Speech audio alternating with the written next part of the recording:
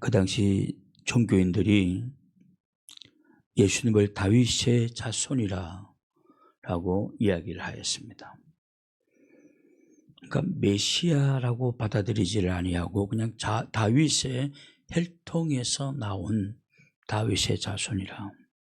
물론 예수님은 다윗의 혈통에서 나오시기로 예정되어 있었습니다. 그러나 이들은 그 예수가 바로 메시아라는 사실은 알지를 못했습니다. 그래서 예수님께서는 시편을 인용해서 그렇게 말씀합니다. 주께서, 이것은 하나님이 내 주께, 예수님에게 라는 말입니다. 36절에 보면 주께서 내 주께 이르시되 내가 내 원수를 내 발 아래 둘 때까지 내 우편에 앉으리라 하셨도다 하였느니라.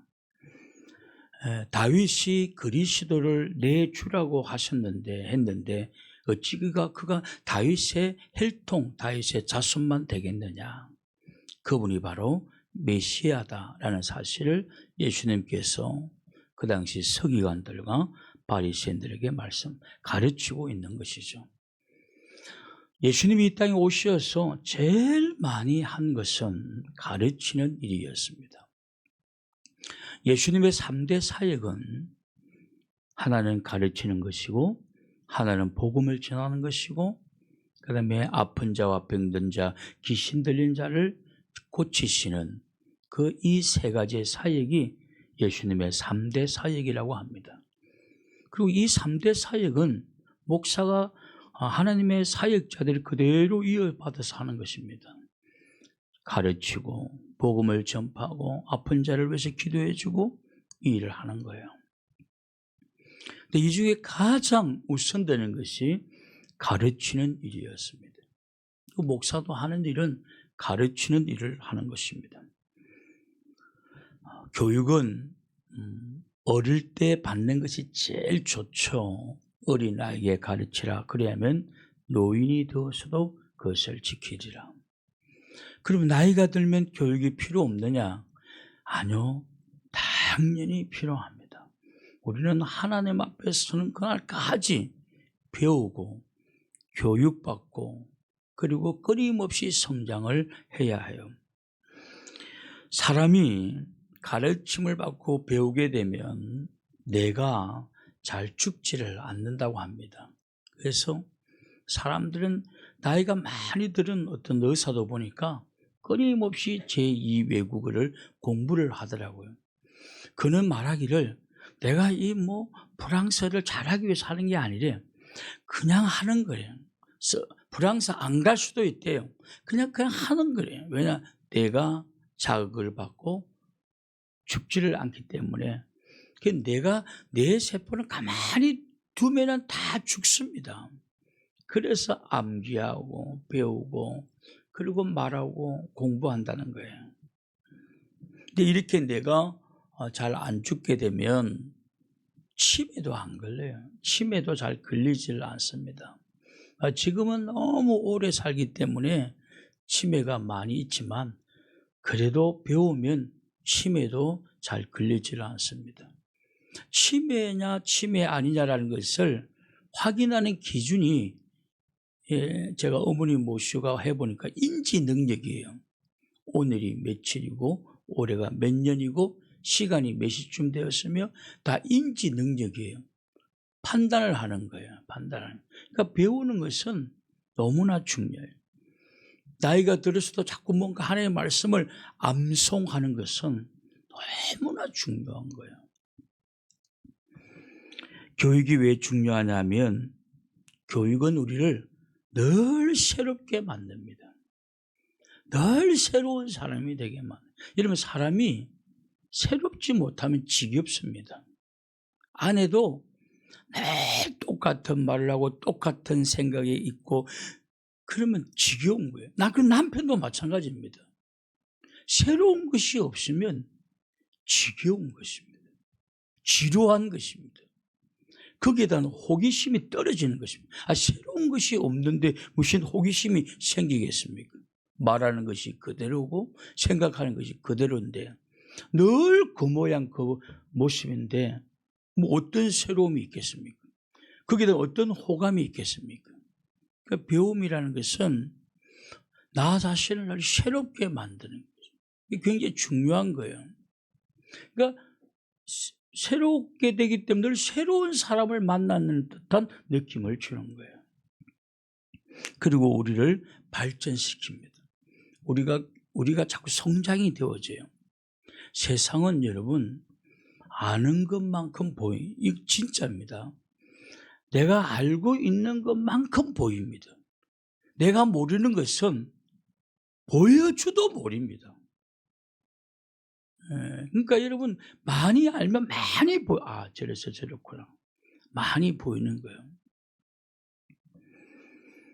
그러나 교육받지 아니하면 누구든지 그냥 머물러 있어요. 근데 여러분 이 생각하는 것도 고통이에요.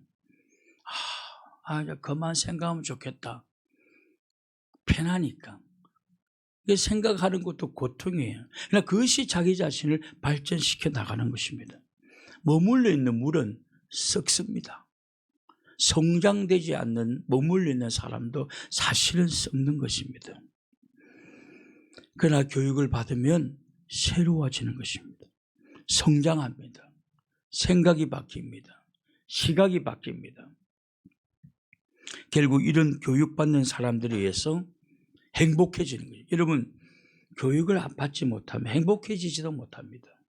얼마든지 누릴 수 있는 행복도 누리지는 못합니다. 그러나 교육을 받으면 행복해지고 또 발전하고, 그리고 이 교육받은 사람들에 의해서 세상은 이런 발전이 됩니다. 교육받은 사람에 의해서 세상은 발전되게 되어 있습니다. 그래서 교육을 열심히 공부한 사람들이 우리 너무 고마운 거예요. 나보고 차를 만들어가 타고 다니라면 우리 차를 만들고 타고 다니겠습니까? 나보고 전철을 만들어서 전철 타고 다니라고 하면 여러분 타고 불가능. 누군가가 공부를 하고 배워서 전철을 만들고 차를 만들고 자전거를 만들고 전기를 만들고 수도를 만들어요. 우리는 그 모든 혜택을 받고 있는 거예요. 그러니까 배운, 공부하고 성장한 사람들에 의해서 세상은 발전하는 거예요. 그러니까 너무 고마운 거예요. 그래서 저는 나이가 들어가면서 고마움이 너무 많은 거예요. 이것도 고맙고 저것도 고맙고 너무 고맙고, 수도에 물 나오는 것도 너무 고마워요. 여러분 팔당댐에 있는 물을 여러분들이 직접 길러서 먹으라고 해보십시오. 먹을 수가 있나? 불가능한 거예요. 그러나 그냥 털면 샤 소리지지 않습니까? 얼마나 좋습니까? 목욕탕 물도 털면 늘 뜨뜻한 물이 나요. 북한 아이들이 한국에 와서 탈북을 해가지고 제일 놀란 것 중에 하나가 늘 뜨뜻한 물이 나오는 거예요. 자기들은 그 군부를 떼어가지고 물을 뜨뜻하게 만들고 그래가지고 그걸 샤워를 하고 하는데, 그래서 화장실 갔다 와도 한번 털어본대. 이렇게 지금도 뜨뜻한 물이 나오나. 그 신기하다는 거예요. 너무 신비롭다는 거예요. 누군가가 그렇게 한 거예요. 고마운 거죠. 성장한 사람들을 위해서 세상도 성장하고 발전한다. 그러므로 교육은 너무 중요한 겁니다. 그러면 교육받기 위해서 어떻게 해야 되는 거예요? 여러분 우리가 이웃을 만나는데 앞뒤 꽉꽉 막힌, 정말 자기 자신밖에 모르는 그런 사람과 이웃이 되게 되면 너무 괴롭습니다. 저는 지금 솔직히 말해서 이제 7월 달이면 이사를 가야 돼요. 어딘가 계약이 끝나니까. 내가 지금부터 기도하는 게 뭐냐면 좋은 이웃을 만나게 해 주옵소서. 이해심이 많은, 서로가 상식이 통하는 그런 이웃을 만나게 해 주옵소서. 그저 우리가 살짝 걸어도 아래층에 있는 사람이 시끄럽다고 달려오고 가만두지 않겠다고 포스트잇을 대문에 붙이고 가고 이러면 또 이사 가야 돼요. 그런 삶과 살 수가 없는 거예요. 아파트에 살게 되면 위에서 소리 나는 건 감수해야 됩니다. 화가 나지만 감수해야 돼요. 그 공동체가 살아가기 위해서는 감수해야 돼요. 아파트 살면서 위에 소리가 하나도 안 나기를 바란다. 그러면 단독주택에 사셔야 돼요. 그걸 감안하면서 살아가야 돼요. 근데 도저히 못 찾는 사람이 있습니다. 지금 아파트 새롭게 짓는 것은 국가에서 발자국 소리가 안 나도록 그 짓습니다. 그렇지 않으면 허가가 안 내져요. 그러나 이미 10년 전에 지은 아파트들은 다 소리 나게 되어 있습니다. 다 소리 나게. 그걸 감안하고 사셔야 돼요. 근데 그걸 이해 못하는 분들은 따지고 싸우고 그럼 어떻게 살벌해서 거기서 살겠습니까? 그래서 저는 기도하는 하나님, 상식이 있는 사람, 이해력이 있는 좋은 사람을 만나게 도와주옵소서. 지금도 기도하고 있어요. 저는 늘 기도합니다. 왜냐하면 이 층간 소음 때문에 살인이 나는 것도 누시해 보지 않습니까? 그러니까 저는 기도, 그 불편하거든요. 우리 윗집 아랫집에 이상한 사람이 살아. 그러면 여러분 늘 불안하고 불편해요. 그래서 저는 그것도 위해서 기도합니다. 그래서 저희 집에도 맨발을 신고 못 다니게 합니다. 왜냐하면 뒤꿈치는 반드시 소리 나게 돼요. 그래서 늘 실내화를 다 신게 만들어요. 우리는 다 실내화를 신게 만듭니다. 피해주기도 싫고. 그럼 이렇게 교육이 돼야 행복하고 세상도 좋습니다. 굉장히 좋습니다. 어떤 분이 이렇게 말하는 것도 들었습니다. 다 그렇지는 않지만 한 젊은 사람이 자기가 약간 가난한 동네에 살은 적이 있었대요. 매주 싸움을 보고 매주 싸움 소리를 듣는다고. 주차 문제 때문에 매주 싸우고 매일 그런다는 거예요. 그런데 자기가 사업에 성공을 해서 뭐 주식을 했는지 그래서 엄청나게 좋은 서울에 막 100몇 층짜리 아파트로 이사 간 거예요. 이사 갔는데 사람들이 너무 좋다는 거예요. 모르는 사람인데도 절기가 되면 난 어느 동네 산다고 선물을 막 준다. 그 사람들은 돈이 많으니까 주고 싶어서 못 견디는 거예요. 그냥 선물이 오고는 다 선물을 주고 자기는 여기 와가지고 너무 행복하다는 거예요. 행복하다는 거예요. 얄밉긴 얄미웠어요. 그러나 여러분 여유가 있으니까 그렇게 사는 거예요. 그래서 여러분 우리도 좋은 동네 가고 싶은 거예요. 그냥 가난한 동네 우리 옆곡은 이제 그거지만 너무 싸우고 막 예리함 막 예민해져 있기 때문에 살벌한 거예요. 그러면 우리가 교육받기 위해서는 어떻게 해야 되느냐? 여러분 그거는 두 가지만 신경을 쓰면 됩니다. 하나는 유연성입니다. 이 유연성이 있어요. 받아들이는데 유연성이 있어야 되는 것입니다. 내 생각이 맞다. 여기에 꼽혀있는 사람들은 절대로 성장이 안 됩니다. 내 생각이 맞다라고 하는 사람들은 내가 지금 가지고 있는 생각이 맞다라는 사람들은 어떠한 것도 받아들이지 못합니다. 맞는 것만 받아들입니다. 여러분 알고리즘이라는 말이 있지 않습니까? 우리가 유튜브를 할 때 어느 한 가지를 우리가 좀 주로 보잖아요. 그러면 거기에는 모두 똑같은 주제에 똑같은 사람들이 계속 나에게 그걸 보냅니다. 그러면 세상 전체가 다 내 생각하고 같다고 생각합니다. 그래서 사람들이 이런 말을 합니다. 내 주변은 다 그렇다고 하던데? 그러면 그 알고리즘에 빠져 있는 거예요. 그들에게 빠져 있는 거예요. 그들의 세계 속에만 빠져 있는 거예요. 다른 건 전혀 몰라요. 여러분들이 어떤 분이 그랬어요. 나는 이상하게 뭐 여자 사진이 자꾸 뜬다고. 자기 유튜브에는. 그건 간단합니다. 자기가 여자 사진을 몇 번 찾아본 거예요. 그러면 알고리즘에 의해서 계속 그 사람이 누군가가 지금 그 사진들만 계속 보내는 거예요.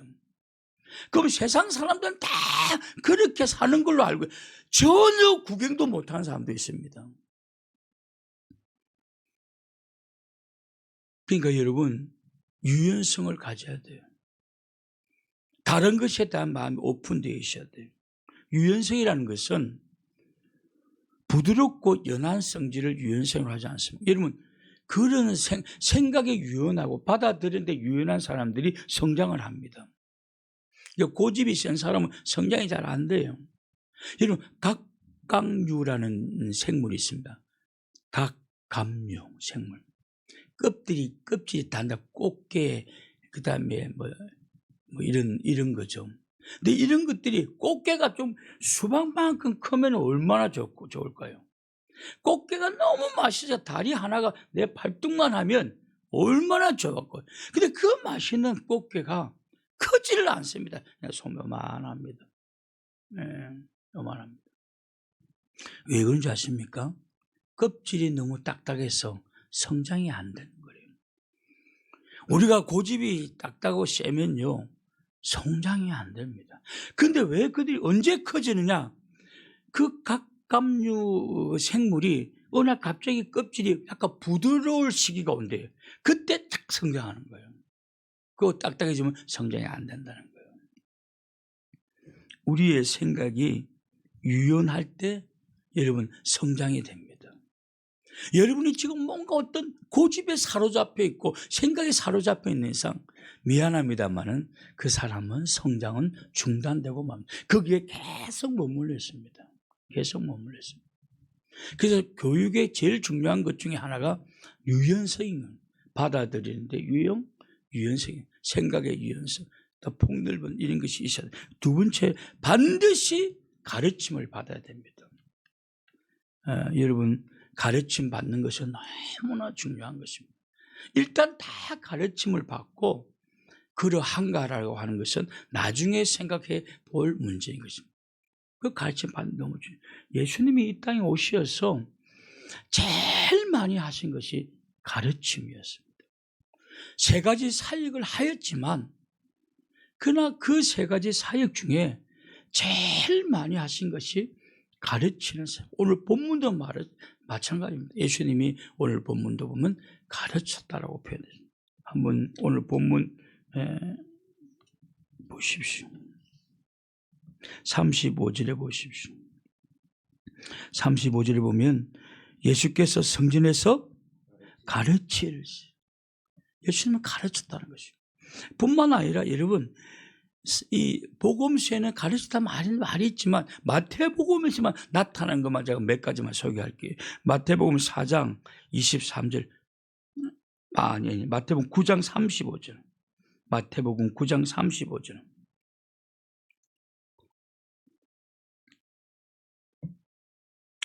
마태복음 9장 35절 예수께서 모든 도시와 마을에 두루 다니사 그들에 해당해서 가르치십니다.